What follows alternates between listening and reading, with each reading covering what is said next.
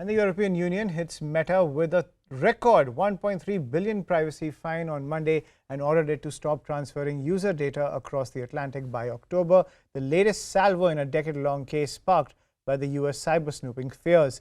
The penalty of $1.3 billion is the biggest since in European Union strict data privacy regime when that regime took effect 5 years ago, surpassing Amazon's €746 million fine in 2021 for data protection violations. Meta, which had previously warned that services for its users in Europe could be cut off, vowed to appeal and asks courts to immediately put the decision on hold. The saga has highlighted the clash between Washington and Brussels over the differences between Europe's strict view on data privacy and the comparatively lax regime in the US, which lacks a federal privacy law. The Commission has taken note of the decision by the Irish Commission for Data Protection. This decision implements the decision of the European Community to protect data, a decision taken by the European Data Protection Board. When it comes to these transfers made by Meta, the Irish authority has indicated that Meta must solve the problem. Some data was exchanged with the US, and on that topic more generally, we are finalizing a framework for data protection between the EU and the US. And that framework will deal with the matters that emerged during this particular case. Right, I'm joined by Jitin Jain, cybersecurity expert on the broadcast. Thank you, Mr. Jain, for joining us on CNN News 18. My first question is, when it comes to these kind of clash of regulations between the United States and the European Union, how is the tech sector able to exert so much influence in the US to keep the regulations so loose? See, US for decades have enjoyed monopoly over data hosting, data centers, and web registrars. But in past 5 to 6 years, Europe is leading the world in all data protection laws. So, and most of the fines on all the tech companies, be it Facebook, Google, Microsoft, for privacy violations or antitrust practices or anti-competitive practices, have mostly come from European regulators. Now, in this particular case, European courts have held that the European and US Data Transfer Act was invalid. It was against the EU laws and it was held unconstitutional.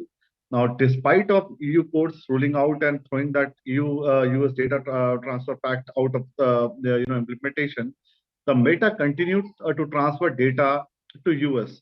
Now, heart of this problem lies in US surveillance, and this is the era of the post-Snowden world, where Snowden revealed that how U.S. National Security Agency was snooping upon everybody, in the world, be it Facebook users, be it Google users, be it Apple users, be it any phone user, or even those who are remotely using the services using AT&T network or anything. And it was said that Google, Apple, Microsoft, Facebook, all these companies were supplying raw data about every user activity, every user communication live to the National Security Agency. Now, post that, EU had taken stringent stand, and they have said that without the approval of EU, the Meta or any other tech company cannot transfer the data to US unless US reform their Surveillance Act. Now, because US has this regime of top secret court orders where even if US agencies are surveilling across the world, they're not supposed to reveal, and the court orders can be issued in private. So I think it is that surveillance concern which has prompted EU to throw out that EU-US data transfer pact. Now, Ireland-based data safety regulator has figured out that the data transfer Meta was doing to US was against the EU laws because the EU data transfer was not valid at all. The pact is gone. And they have imposed a record $1 billion, I think $1.10 billion fine, which is almost, I think, 10,000 crore Indian rupees on Meta. And I think this is just the beginning. More and more companies which are, indulging in anti-competitive practices or who are indulging into the business of trick consent. In India also, we saw that how Meta companies like WhatsApp was tricking users to give tricked consent to transfer the data of their between Facebook and WhatsApp and Instagram. And there was a big controversy in India also that how could WhatsApp force or trick users to give this consent. I think we could not do much because in India we had an absence of data protection law or any data privacy law. But in EU that is not the case. EU has strong data regulation regime. EU has very strong data privacy regime, and I think this is the result of that this record $1 billion fine has been imposed on Meta. Right. And Mr. Jain, as you're pointing out that there are lax regimes, in the Asian countries, especially in the United States, given the lobbying power of the tech sector as well. In your opinion, when it comes to reining in Meta and other social media giants, their kind of nefarious practices when it comes to being so irresponsible with people's private information, do you think the jurisdiction of the European Union is the best bet for any movement towards compliance?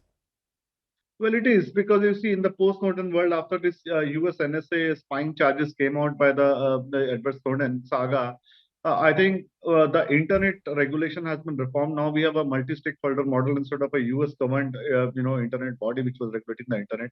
Similarly, in every sector, there is a call to have a multi-stakeholder model and to do away with the US dominance.